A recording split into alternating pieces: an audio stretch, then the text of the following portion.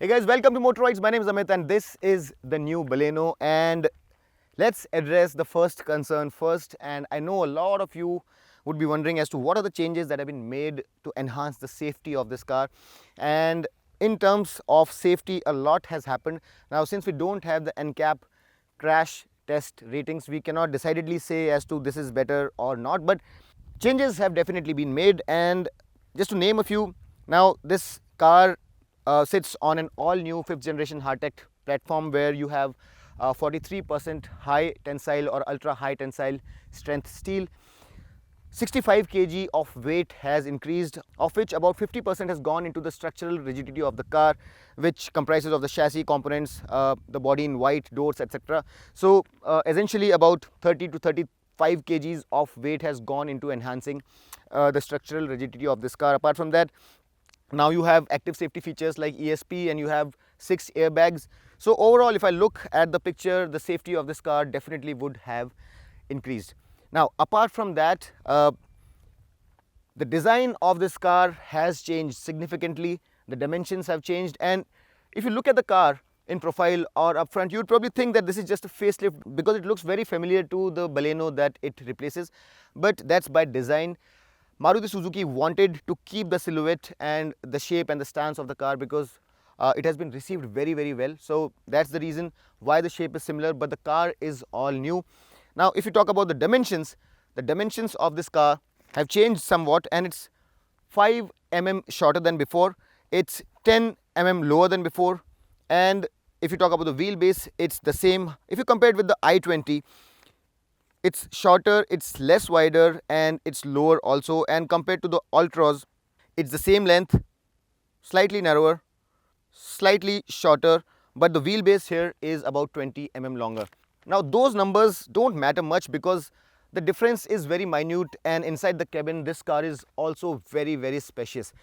Let's talk about the design now, and as you can see, Maruti have really gone bold with the design of this car, and the grille here is all new, and this chrome treatment that you see here, this wavy chrome, is termed as Next Wave by Maruti and will be a feature on all the upcoming new Nexa cars. This grille is also new, and I really like what Maruti have done here with this grille. The headlamps are also very beautifully done, and you have these 3 blocks of LEDs, and you have a projector headlamp here which is LED on the higher variants and a halogen on the lower variants, and the blinker here is a bulb, and this chrome treatment extends into the headlamp. And overall, when you look at this car coming from a distance, it does come across as a very bold, very beautiful looking, very modern car. Those 3 LED blocks really stand out and make this car look beautiful. At the bottom also you have LED fog lamps, which is available of course only in the higher variants, and you have some chrome treatment here as well. Overall, I believe that the i20 and the Ultras were looking better than the previous version of this car, and with all of this treatment, this car also is right there with the competition and looks really sporty and nice. Coming towards the side, there are some things that you would notice. The silhouette is very familiar, and these wheels are all new, 16 inches, 195 section tires. Lower variants will get 15-inch steel wheels, but the Zeta and the Alpha variants will get these beautiful precision cut alloys, which again would be a regular feature in all the upcoming Nexa cars. The ground clearance has not been specified, but I have a hunch that this is about 170 mm, and there is no problem with the clearance. Even with 4 on board, if you're going over a bad hump, the belly does not scrape. You have these chrome door handles on the top variants, this chrome lining under the greenhouse area, but you don't have a sunroof, and that's an omission. I think it was a good opportunity for Maruti to have included a sunroof, but they have skipped that. You also don't have a shark fin antenna here, although you do get blinkers on the ORVMs, and this little thing here is the camera for the 360-degree camera system, and the front camera also is present right here on the grille. Now, the lighting system at the rear is also similar to what you have seen up front, and 3 blocks of light here are illuminated as you are driving in the dark, and when you press the brakes, these lights come on. You don't have rear fog lamps, you have blinkers and reverse light in bulbs. This thick applique of chrome really lifts the premium quotient of the car, and from the rear it looks really squat and sporty. I really like how the Baleno sits very squat and has very pronounced haunches, and it does really look very sporty. Open the boot and you would be welcomed by a boot space which has been somewhat reduced, and now you have 318 liters of boot space, which is lesser by 21 liters as compared to the previous Baleno. It's more than the i20 by 7 liters, but the Altroz has a bigger 340 liters boot. The illumination is here, and you have a hook, and under the floorboard you have a 15-incher steel rim. You don't have an alloy there. 40-60 split seats really enhance the flexibility of the car, and you can load a lot more stuff than just this bay by flipping one of the seats down. Now the bay here is very deep, and putting stuff in and taking it out can be a bit of an issue if the stuff that you're putting in is heavy, but it's still very usable. And while it's not segment leading, I think for a small family this boot is enough to go for a short holiday. Overall, no complaints in terms of the looks of the car. I really like the way the new Baleno looks, and now it can stand and fight toe to toe with its primary rivals, which are the i20 and the Tata Altroz. Time now to get inside the car and see the whole bunch of new features which have been introduced inside, some of them being segment first. So let's have a look at them. Now first things first, these mirrors are auto folding, so when you lock the car they fold, and the key here is pretty simplistic. Only lock and unlock buttons. You press the lock button twice and all the 4 doors unlock, although you won't need to because it has a proximity sensor, and you can just press this button to open the door. Once you open the door, you'll see that a big change has been made to the upholstery of the car, and Maruti have used this color here, which is a deep indigo shade of blue, and it looks very nice. I personally like it very much. And around the armrest you have soft to touch materials which really enhance the comfort. All of this is hard plastic. This is hard plastic, but the area around the arm is soft to touch. You have electric controls for the ORVMs and this button to fold the mirrors, lock and unlock, window lock, and the driver side window is one touch up and down. Rest of the window buttons are manual, and you have to keep them pressed. You have a little crevice here if you want to put your wallet or just to pull the door in. You have space for a 1 liter water bottle here, and then you'll have some more space to spare, and that way there is nothing to complain about. Getting inside the car is also quite easy. The seat height is about right, and if you don't find it suitable for your height, you can always increase the seat height, although I really believe that the seat height ideally should be slightly higher up, but this being a hatchback, I think that's fine. Now the moment you look at this area next to the steering wheel, you'll see that there's an array of buttons here, and this button here is for the head-up display. You press this and this little screen here, which is 5.4 inches in size, comes up, and it shows you a lot of information, so you don't have to take your eyes off the road. And by pressing this HUD button, you can toggle through the various different screens which show you a variety of information. So you can have the speedo, or the instantaneous fuel efficiency, or the tacho with speedo, and you can change the position of the screen by using these 2 buttons. So for example, right now I am bringing it down, or you can take it up depending on your height and how you want it to be. So that's how you use the HUD. And this button here is for the 360-degree camera view, and by pressing this button you get a projection of the car in the environment that it is. And right now, as you can see, the car is being shown with everything around it, and if you want to get a projection from the inside, you can press this button, and then you can get a projection of the car's surrounding as though you were looking around while sitting inside the car. So this is a projection from the inside, and this is the outside projection. If you go into the reverse gear, the screen changes, and then you can either look at the front left wheel by choosing this, or go wide, or you can get the 360-degree projection along with the rear view using this. So that's how this 360-degree camera works, and those 2 features are segment leading. No other car in the segment is offering those features. And to start off, this steering is both tilt and telescopically adjustable, which is great. It's D-cut, leather wrapped for the top of the line variant. You can turn auto start stop off from the button here, and you can also turn traction control off from the button next to the driver. You also get a push button start. There is a dead pedal, but I think it could probably have been a little bit raised. No complaints, but it is a little too low for my liking. Apart from that, this screen here is all new. This is a Smart Play Pro Plus unit, which is a 9-incher, and the graphics here have improved significantly. It's more responsive and it looks very crisp, very beautifully designed. It's Android Auto and Apple CarPlay compatible. And apart from that, this audio system comes with Archimist Surround, and the sound quality here is very nice. I personally like the sound quality very much, and if you are someone who likes their music, the sound quality here is definitely going to improve you. Although on the lower variants you don't have Archimist, but I'm assuming that the sound quality there should be good. But on Archimist Surround, the sound quality is really good. Now with this system you can fiddle around, change the widgets, the position of the widgets. It's pretty easy to understand. But what's new here again is the Suzuki Connect app, which has been introduced for the first time on a Maruti Suzuki car, and it will be introduced later on other cars as well as they're launched. But right now this app allows you to control a lot of things in the car using this app. It also gives you the status. So a lot of other cars also come with similar features, but now you have this Connect app, which gives you all the data about your car. You can geofence it, you can track your trips, you have all the notifications. This app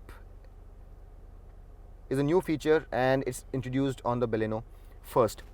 Now while the top of the line Alpha would get this 9-inch screen, the lower variants will get a 7-inch version of this, which is again Smart Play Pro, not Smart Play Pro Plus. And a lot of features are shared, but this one here is a bigger screen. And although the lower variant also has a lot of features, but you need to know that the lower variant, the Zeta, has a 7-incher and not a 9-inch screen. The instrument console here has not been fully digitized, although in the middle you do have this MID, which gives you a lot of information, including your fuel efficiency, your driving time, and total idle stop start time, a clock. It also has a G sensor, and it comes with power and torque delivery also. So you can toggle through all these screens using this this little thing here. The speedo and tacho here are analog, and I personally like it that way. i20 does come with a fully digital instrument console, but I don't really have any complaints with this. I like my speedo and tacho analog, and I think all the information that is required is there. Also about the HUD, if the navigation was displayed on HUD, it really would have been more helpful.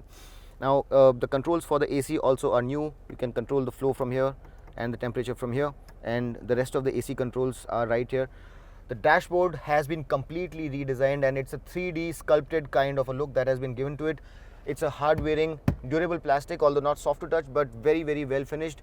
In the middle you have this glossy grey, and at the bottom here in the third part of the dash you have this deep indigo blue kind of a treatment that I showed you on the door panels, and it looks rather nice. I quite like this color, and I'm pretty sure that a lot of you would really love what Maruti have done with the dashboard of this car.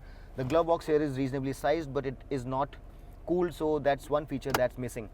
Talking of missing features, as I mentioned, you don't have a sunroof, and it's a feature which is in demand, and I really believe that Maruti would have done well had they introduced a sunroof here. Both the sun visors come with illuminated vanity mirrors in the top of the line variant, and the mirror is also auto dimming. A big omission though is the fact that there is no wireless charging, and while there was this perfect space to introduce wireless charging on the Baleno, that has not been done, and I really believe that this car should have had wireless charging, because that's a very useful feature.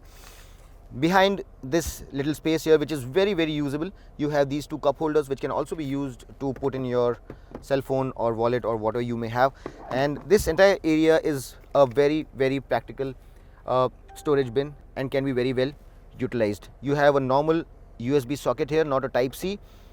You can connect to Android Auto and Apple CarPlay using this socket, and you also have a 12-volt power socket here, and this armrest here can be slided forward, And underneath, while it's not very cavernous, you do have some space and you can probably put in your wallet here.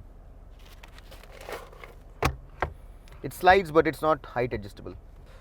Now the AC, as we have always seen in Maruti cars, is very, very effective, and this thing here is very sturdy, built to last, won't break, won't go anywhere, and the AC vents here are laid out in a horizontal fashion. Another new feature that has been introduced here is voice controls, and you can initiate that by either using this button here, or you can also say, "Hi Suzuki." Hi, what can I do for you? Tune to FM. Just say the frequency number. 98.3.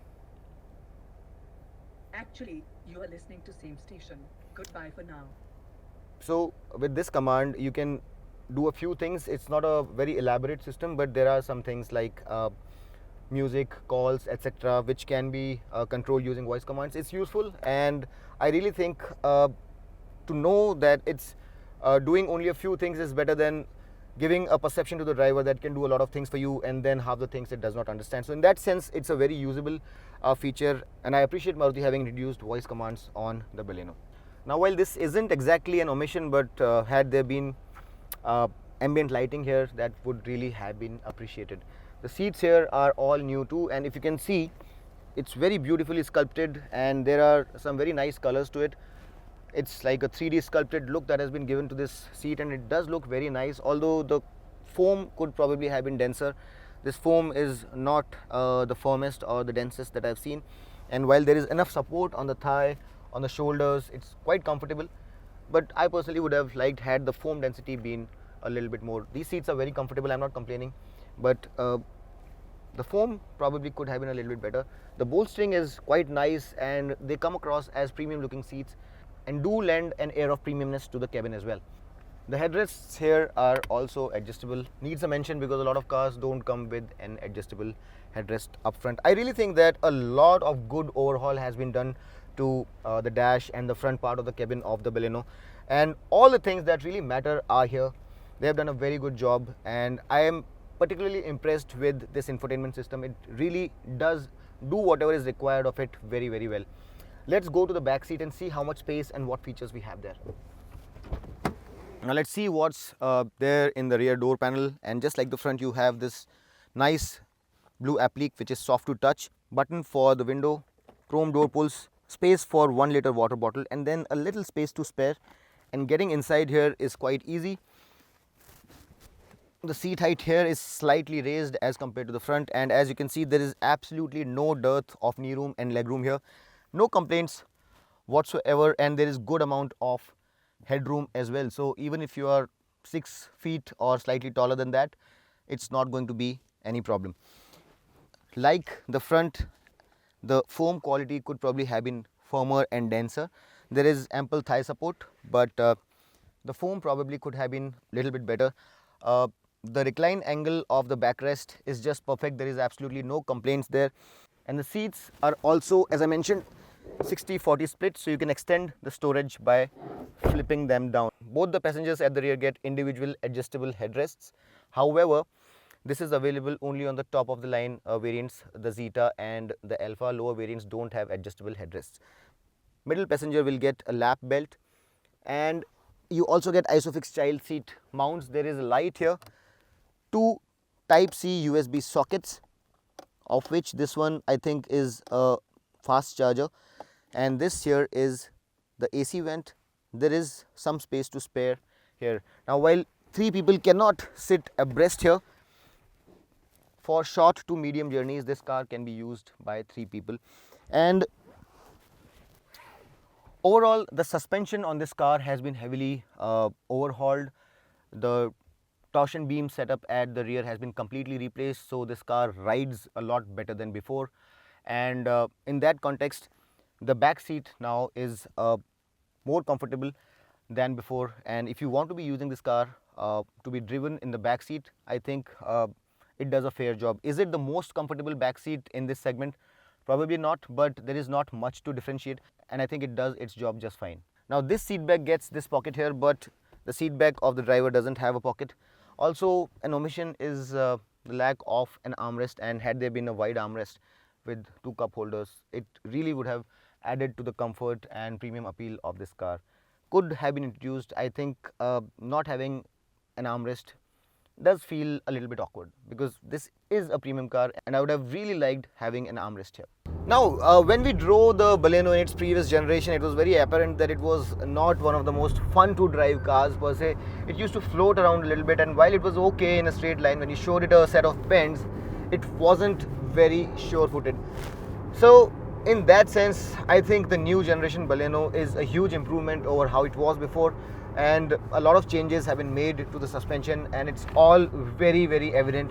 We are driving through a very nice, beautiful set of bends, and while I cannot say that this is the best handling car in the segment, I really believe that the surety with which it goes around the bends has improved significantly, and now you can really chuck it around corners and have a lot of fun with it. It is still slightly softly sprung, but I think that's important.